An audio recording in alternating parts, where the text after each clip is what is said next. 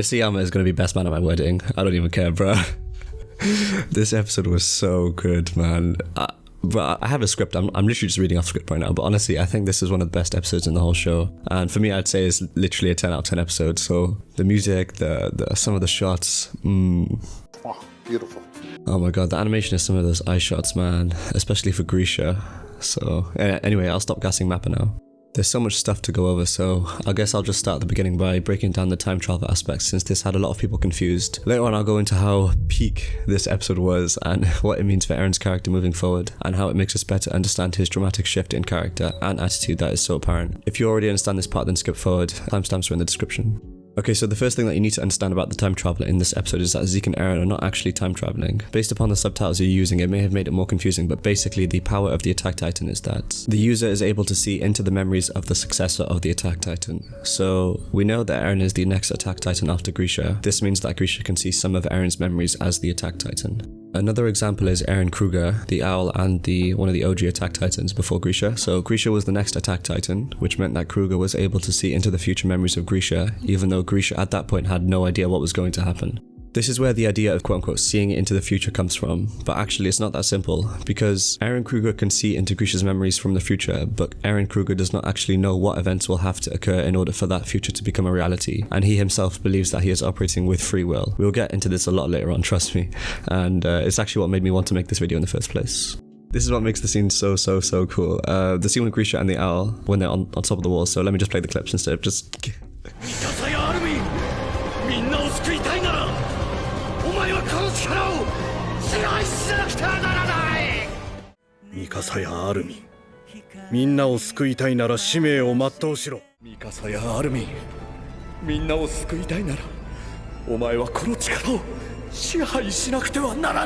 So the reason Eren Kruger is saying this is because Grisha says it in the future to Eren. This piece of dialogue was given to Kruger as a memory of what Grisha was going to do. The next thing you need to understand is that in Attack on Titan, any events like going back in time to change things can never actually change things. What is destined to happen will always happen, and it is impossible to change fate. So when Eren and Zeke go back in time, they are really just looking through Grisha's old memories. Mr. Morp Central, I thought you said the Attack Titan is only able to look into memories going forward. Why are Zeke and Eren able to go back and look at Grisha? Good question. Basically, this is because of three really important conditions that are specific to Eren, Zeke, and Grisha. These are 1. Eren being the Attack Titan. 2. Eren also being the Founding Titan, so I guess he is able to access or use some of the power of the paths. And 3. Eren has to have contact with the Titan of Royal Blood, otherwise he cannot use the full powers of the Founding Titan. This is because Eren is not Royal Blood, but we know that Zeke is, and Zeke can also interact with and use the full power of the past because of this, especially after he was able to negate the vow of the king renouncing war. The reason I say that these conditions are so rare is mainly because it is really unlikely to have someone who is a member of the royal family but also a Titan. Zeke is both, and like I said, he is able to use the full power. This is why in season 3, when Eren kisses Historia's hand, he essentially sees the whole episode that we see now and knows basically everything we know now. This is why Eren is so shook, not only because he sees Grisha in the cave munching those kids like fish fingers and chips, but also because he sees the future version of himself talking to Grisha.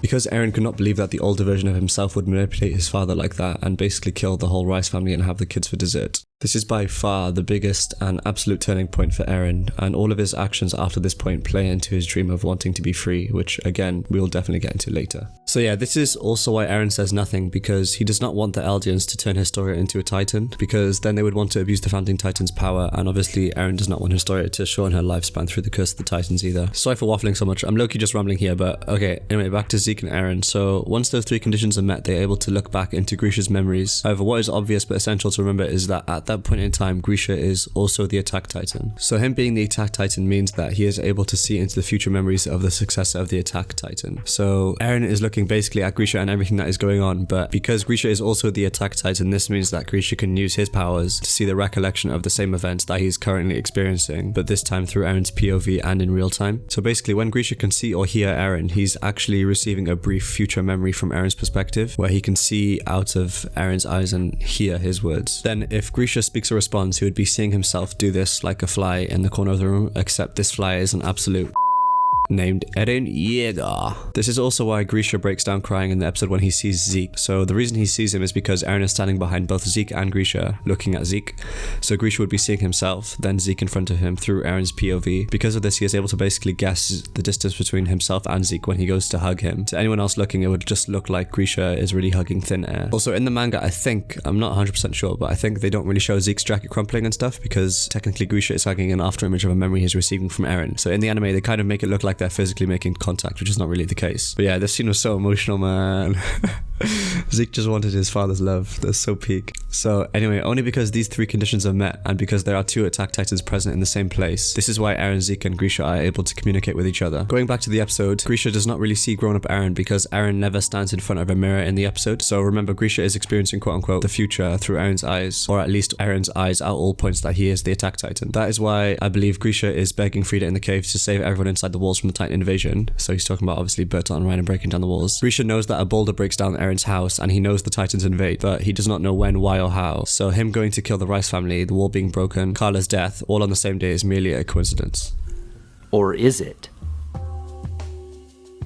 Again, this plays into the free will idea, which we will get into later. So the reason that Grisha does not know this is because of two possible reasons. Number one, which is my theory, is that since Eren was not the attack titan when his mother was killed, Grisha is not able to see into Eren's memories at this point in time. We see Carla being munched with Slim Chicken's cane ranch sauce, but at this point in the story, Grisha himself had not been munched by Eren. Therefore, these memories are locked behind Eren, which kind of leads into my next point. These ideas kind of play into one another, but Eren is purposefully not showing his dad all of his memories. Grisha only finds out later that his wife Carla is dead because he sees, or Eren lets him see these memories. Or maybe he found out when he went back to the walls, whichever one came first, I'm not sure. He does not know that the boulder hits his home from the events occurring in episode 1.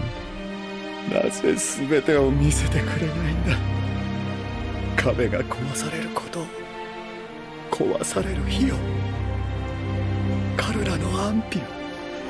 Because later when Eren transforms to plug the hole in the wall, he needs to go back to his house to get the boulder, so Carla is not there, we don't see her body and neither does Grisha, so this is why he is begging Frida to save everyone. This may be one of the reasons Eren initially kept these memories from his dad, because if he knew, maybe Grisha would have stayed at home instead of going to kill the Rice family that day. Another really compelling thing that I noticed was that as we know, Grisha found the king's hideout way before he actually went to kill the Rice family. If he had went as soon as he had found it, he would have fought with Yuri Rice, who was the younger brother of Rod Rice and also the uncle of Historia. He was also the true king of the walls for some time, but as we know from his whole history with Kenny and the whole backstory there, Yuri was very skilled at combat and also had very good control over his titan.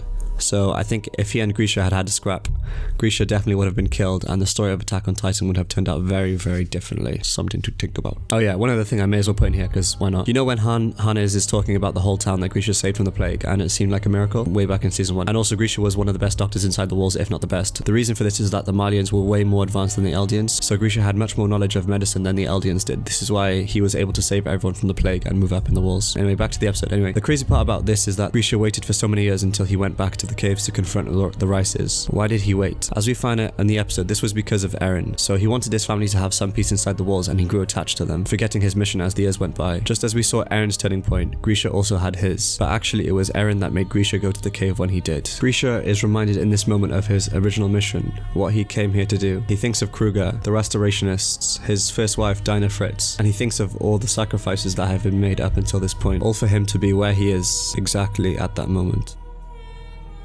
戦おう。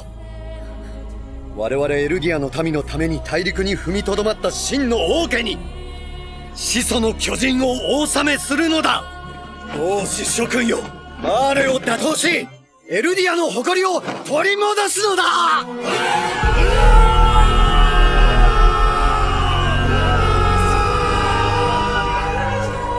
知りたいんだ。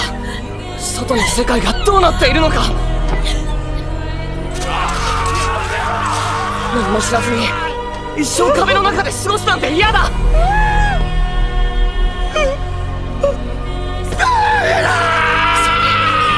こで誰も続く人がいなかったら今までに死んだ人たちの命が無駄になる。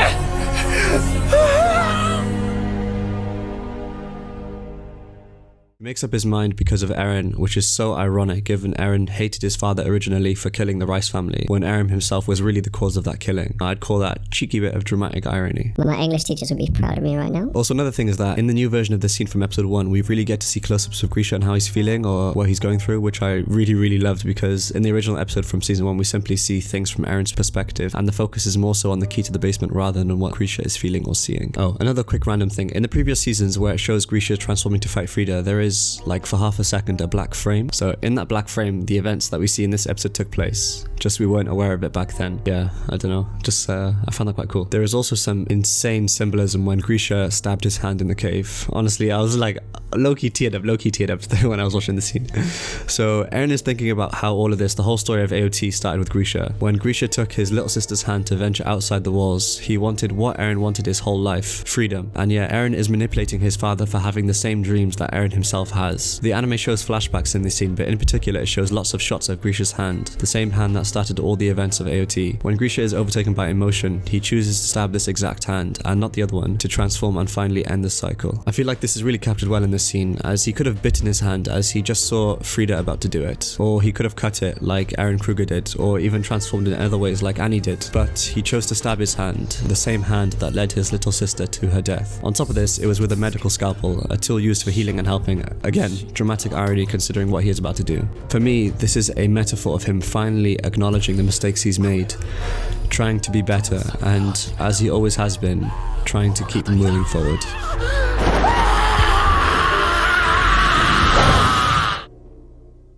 この壁の外のずっと遠くには行くぞフェイ。砂の雪原が広がっている。炎の水や氷の大地。どうしてエレンは外の世界に行きたいと思ったの？この世界に生まれてきてくれたんだから。どうしてだって。そんなの決まってんだろ。俺がこの世に生まれたからだ。俺がこの世に生まれたからだ。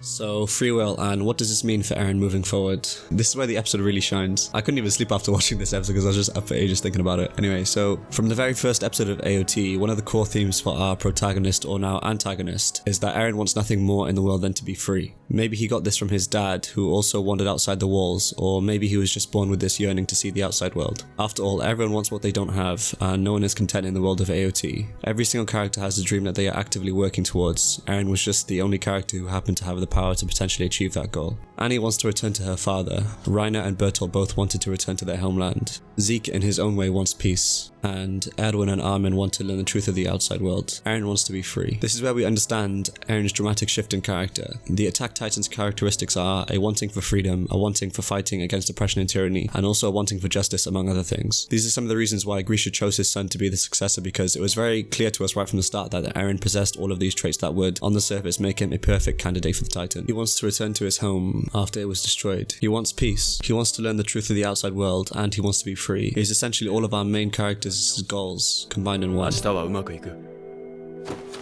お前ならやれるはずだ。エレン・イェーガーだったっけ？ああ、ありがとよ。ライナー・ブラウンだよな。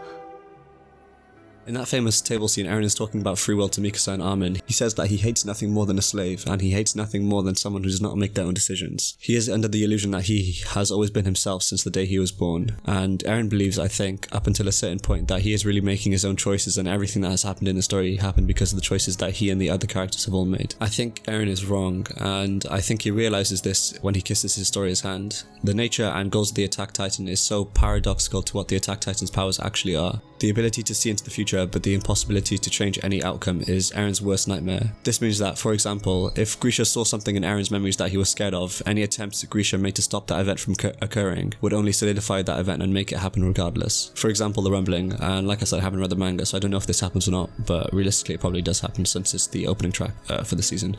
This is also why I believe Grisha was begging Zeke at the end of the episode to stop Eren, because I think Grisha saw the rumbling in Eren's future memories, but Eren, of course, himself does not know the future. At this point, only really Grisha is aware of what's going to happen. Grisha sees something terrible and wants to stop it at all costs. Eren sees something worth fighting for, which is the truth. One of the last things I want to talk about just really quickly, because I know this video is really long, is just how well written the show is. So Isayama is literally a genius, and it just goes to show what happened when you can have a solid plan of what you want to do from the start. Not just a story like AOT, but it could be anything in real life, like trying to achieve your goals. If you have a plan set out before you start, it just makes everything so much better. Anyway, the reason I'm bringing this up is because when I was watching AOT and I saw the same lines of dialogue being echoed throughout all seasons by either the same or different characters, I thought it was simply just cool Easter eggs for big fans of the show who would have remembered those lines of dialogue from previous episodes. But the fact that all of this is actually linked together, which is what is so insane to me. This quote-unquote foreshadowing he does is common in so many forms of entertainment, not just anime. Like, for example, in Spider-Man even, there's Easter eggs for fans who have watched previous films, like my back. But these repeated lines of dialogue don't link in any meaningful way to the story, even though they would be so easily recognizable. They are nothing more than previous callbacks. But Isayama takes this element and actually weaves it into the story so seamlessly that literally every single instance of this would have gone right over your head until watching this episode. Even other things like all the Eldians being connected in the paths and Eren's memories all the way back from season 1, like everything just makes so much more sense now. So I'll just list some examples. Grisha saying, to save Mikasa, Armin and everyone else you must see it through. We went over that before. We also now know that Kruger potentially is speaking to Eren from the future. それにそんなことを言われても巨人になる直前の記憶はなくなるんだろう。そうとも限らん。後で誰かが見てるかもしれん。 This is because he knows that Eren will see Grisha's memories, and Grisha at this point is talking with the owl about the 9 titans. The owl himself says maybe someone down the line is watching this to Grisha, knowing full well that Grisha at this point has no idea what is going on or what's going to happen. So I think the owl here is speaking to Eren. So we see foreshadowing of the female titan arc when she kills loads of soldiers, but we also see Lara Taiba's house. As you can see, these are Lara Taiba's puppets. This is from episode 1, and if you compare them with the next image, you can see that these are the same puppets from season 4, episode 6. We also see Levi's squad being killed by the female titan, and Bertolt's death is also shown here. As we can see, it's the same eye. Probably the coolest one for me is the puppets, because this is so far back. Like, this is literally episode 1, season 1, going all the way to season 4. So now we know that since future Eren eats the Warhammer Titan, Eren has these memories from Lara. And again, another owl scene. その行いが報われる日まで進み続けるんだ。進み続けるんだ。死んでも、死んだ後も。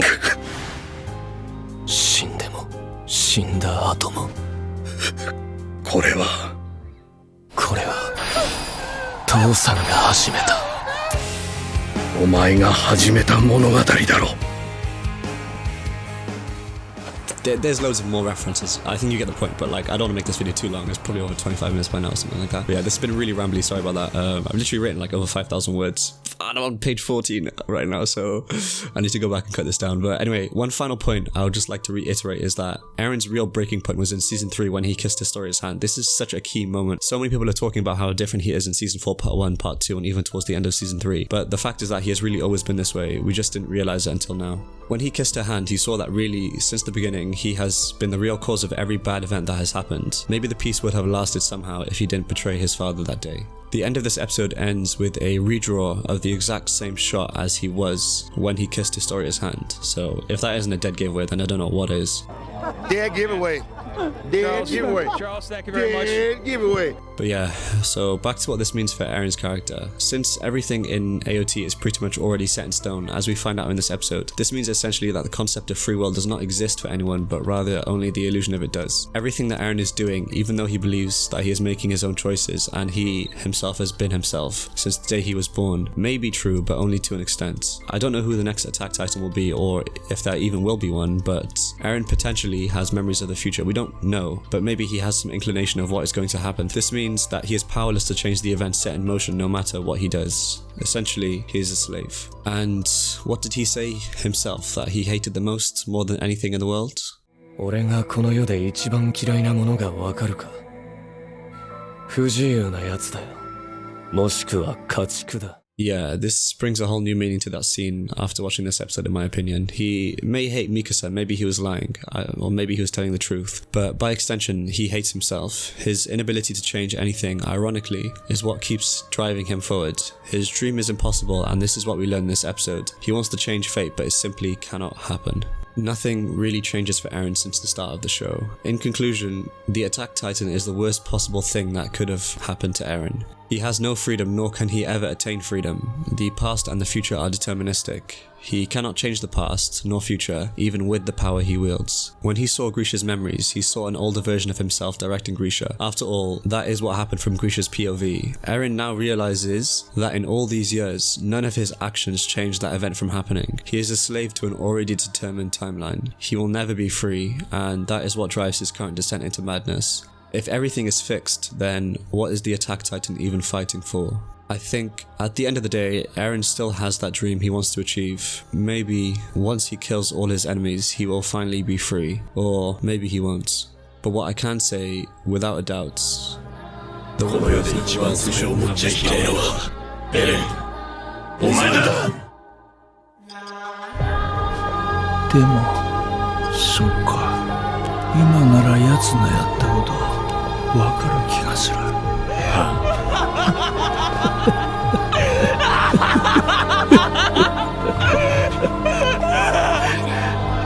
俺が見てきた奴らみんなそうだった。酒だったり女だったり神様だったりもする。一族、王様、夢、子供、力、みんな何かに酔っ払ってねえとやってられなかったから、みんな何かの奴隷だった。あいつでさえも。ああ、向こうにいる敵全部殺せば俺たち自由になれるのか。